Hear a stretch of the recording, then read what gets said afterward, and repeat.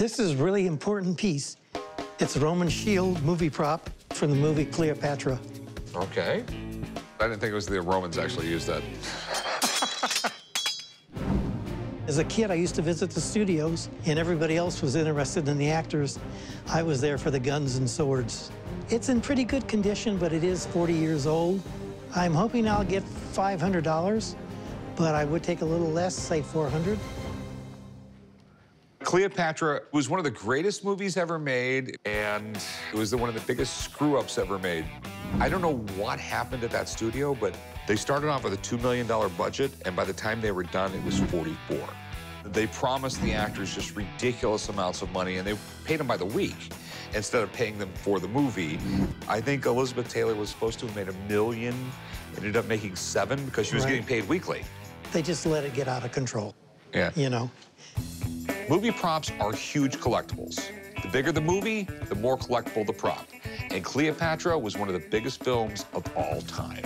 This will fly off the shelf. I will have no problem finding a buyer for this. So where did you get this thing? It was made by my dad. He was the prop master at Fox Studios. Very, very cool. And this one he just kept around? No, this was used in the film, and the director brought it back to him as kind of reward. Okay. And this is the company that, like, authenticated it? Or? Yes, this is the company that authenticated it. And, of course, it includes a little picture of the movie. Okay. And there we have a similar shield on the wall. No, that is the shield. Okay. One thing about movie props is when you see it on a movie and you see it up close, it looks so different. I mean, it doesn't look real at all close up. But this is actually pretty neat. They actually put some weight to it. It's actually something there. The way the shield was made, originally they cut out a piece of plywood. All of the outlying pieces were made out of rubber. The rivets were just glued on here. Then they made a plaster mold. And they made them all out of fiberglass? It's all fiberglass and polyester resin. Okay. So I'm assuming you want to sell it?